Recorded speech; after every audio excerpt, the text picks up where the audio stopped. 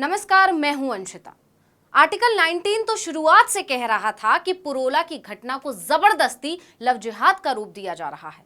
छेड़खानी के मामले को हिंदूवादी संगठन सिर्फ अपने फायदे के लिए इतना बड़ा बना रहे हैं, हिंदू मुस्लिम करने की कोशिश कर रहे हैं।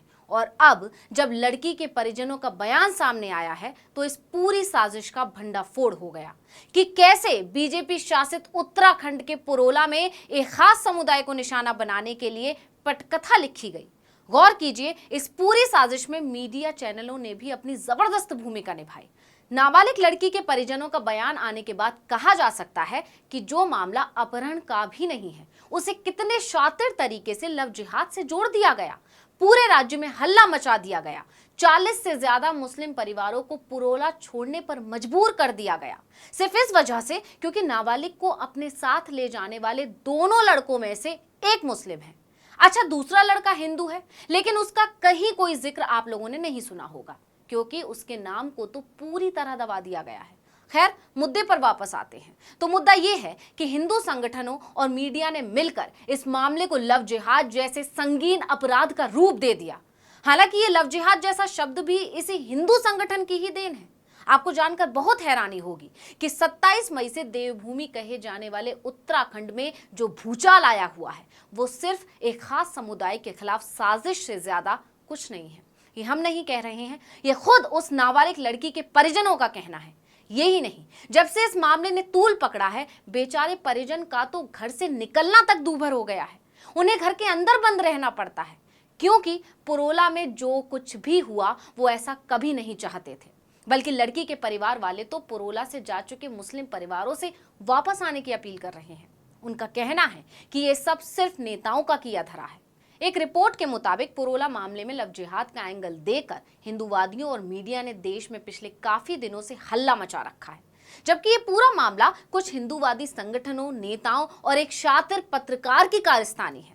इस मामले में लड़की के मामा का बयान आ गया है। बता दें कि लड़की के माता पिता नहीं है, इसलिए वो अपने मामा के साथ ही रहती है। मामा ही उसका पालन पोषण कर रहे हैं।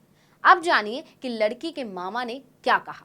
तो लड़की के मामा ने कहा कि घटना को लव जिहाद और सांप्रदायिक रंग हिंदूवादी संगठनों ने दिया, जबकि मामला बस इतना सा है कि उन्हें नाबालिग लड़की को अगवा करने की कोशिश की खबर दी गई थी। पुलिस में शिकायत दर्ज कर दी, उन्होंने दोनों लड़कों को गिरफ्तार कर लिया, बस इससे ज्यादा कोई मामला ही नहीं है। लेकिन हिंदूवादी संगठन इसे लव जिहाद का रंग देने के लिए उनसे संपर्क करने लगे। लड़की के मामा ने तो यहां तक कह दिया कि वो तो लड़कों को गिरफ्तार भी नहीं करवाना चाहते थे। उन्होंने कहा था, अपनी गलती मानो, सॉरी बोल दो, मामला खत्म करो। लेकिन उवैद नाम के लड़के ने सॉरी नहीं बोला, इसलिए शिकायत करनी पड़ी।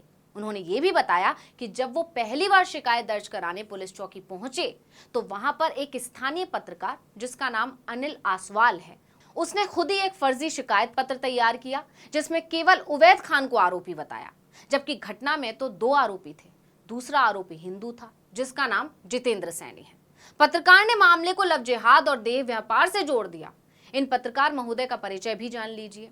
ये पुरोला में BBC खबर.in नाम से वेबसाइट चलाते हैं और पहले ABVP और RSS से जुड़े रहे हैं। अब इन्होंने ऐसा क्यों किया, इसका जवाब तो शायद आप लोगों को खुद ही मिल गया होगा, तो मुझे कुछ ज्यादा बोलने की जरूरत तो नहीं है। तो हम आगे बढ़ते हैं कि कैसे ये पूरी साजिश रची गई। तो पत्रकार महोदय ने अपनी कलम का इस्तेमाल कैसे किया, ये जानिए। उन्होंने बाकायदा एक स्क्रिप्ट तैयार की जिसे शिकायत का रूप दे दिया। उन्होंने लिखा कि उवैद खान कई दिनों से प्रार्थी की भांजी का पीछा करता आ रहा था और शादी का झांसा देकर फरार करने की फिराक में था। विपक्षी बहुत शातिर किस्म का व्यक्ति है तथा विपक्षी का मकसद नाबालिग लड़की को फरार कर देह व्यापार में झोंकने का है। विपक्षी इतना शातिर है कि अपना नाम अंकित बताकर उक्त लड़की को धोखा देता रहा। ये लड़की को बहला फुसलाकर बहुत बड़ी घटना को अंजाम देना प्रतीत होता है। विपक्षी का मकसद धार्मिक उन्माद तथा धार्मिक भावनाओं को ठेस पहुंचाने का है, जिससे समाज में अशांति का माहौल पैदा होने की पूरी आशंका है। आप समझ रहे हैं कि कैसे एक पत्रकार खुद समाज में अशांति फैलाने के लिए काम कर रहा है और आरोप लगा रहा है उवैद पर। खैर, आगे बढ़ते हैं तो लड़की के मामा ने इस शिकायत की कॉपी को फाड़ दिया। उन्होंने जो जो सच था वो ही बात पुलिस को भी बता दी, लेकिन पत्रकार महोदय को तो चैन नहीं पड़ रहा था, तो उन्होंने अब अपनी वेबसाइट पर एक खबर प्रकाशित कर डाली जिसका शीर्षक लिखा गया, नाबालिग लड़की को शादी का झांसा देकर भगाने के आरोप में 2 गिरफ्तार, लव जिहाद का मामला, हिंदू संगठनों में उबाल। बस फिर क्या था, इस खबर ने वाकई उबाल ला दिया। मुस्लिम समुदाय को डराया धमकाया जाने लगा, उन्हें पुरोला छोड़ने के लिए मजबूर किया जाने लगा। 26 मई का यह मामला था और 27 मई से तो पुरोला में अलग ही आंधी चल पड़ी। इस आंधी ने सिर्फ मुस्लिमों का नुकसान किया। लड़की के मामा ने बताया कि दक्षिणपंथी कार्यकर्ताओं ने भी खुद से ही हमारे लिए एक पुलिस शिकायत तैयार कर ली थी, लेकिन पुलिस ने इसे स्वीकार नहीं किया। यह लव जिहाद का मामला नहीं था, बल्कि एक नियमित अपराध था। जिन्होंने इसे अंजाम दिया वो सलाखों के पीछे हैं। अदालत जब फैसला करेगी तब करेगी, लेकिन पत्रकारों और हिंदूवादी संगठन के लोगों ने मेरा जीना मुहाल कर रखा है। लगभग 1 महीने से घर से नहीं निकल पाया हूं। मुझे अपना फोन नंबर तक बदलना पड़ गया है। बाहर से कुंडी लगाकर रहना पड़ता है। कितनी हैरानी की बात है कि ये दूसरे आरोपी जितेंद्र सैनी का इस पूरे मामले में कहीं कोई जिक्र तक नहीं हो रहा। लड़की के मामा का कहना है कि पुलिस अपना काम ठीक से कर रही है, लेकिन फिर भी मेरे कंधे पर बंदूक रखकर हिंदू मुस्लिम का नैरेटिव बनाया जा रहा है। शुरू में 1-2 दिन जब हिंदूवादी संगठन के लोग आए तो मैं उनसे मिला, लेकिन जब देखा कि मामले को किसी और ही दिशा में धकेला जा रहा है तो उसके बाद मैं किसी से नहीं मिला। अब जरा सोचिए कि हिंदूवादी संगठन के लोगों में किस कदर मुस्लिम समुदाय के लिए नफरत भरी हुई है कि ये लोग गिद्ध की तरह नजरें गड़ाए बैठे रहते हैं कि कब कोई मुद्दा मिले और उस पर झपट पड़े। मुद्दा नहीं मिले तो मुद्दा तैयार कैसे करें, लेकिन किसी भी तरह सिर्फ इस समुदाय के लोगों को परेशान करें। और पुरोला की ये घटना भी इसी नफरत का जीता जागता नमूना है, जिसकी भेंट चढ़ गई उत्तराखंड जैसे राज्य की शांति, जहां से शायद ही कभी हिंदू मुस्लिम के बीच किसी मतभेद की कोई खबर आई होगी।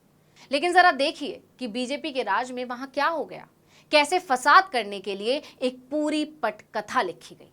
इस वीडियो में इतना ही। आपसे अनुरोध है कि यूट्यूब पर हमारे चैनल आर्टिकल 19 इंडिया को सब्सक्राइब कीजिए, फेसबुक पर लाइक कीजिए और कमेंट करके बताइए आपको हमारा ये वीडियो कैसा लगा। आने वाले दिनों में हम और किन मुद्दों पर वीडियो बनाएं ये भी जरूर बताइएगा। ट्विटर हैंडल है article19_India, इसको भी फॉलो कर लीजिए। नमस्कार।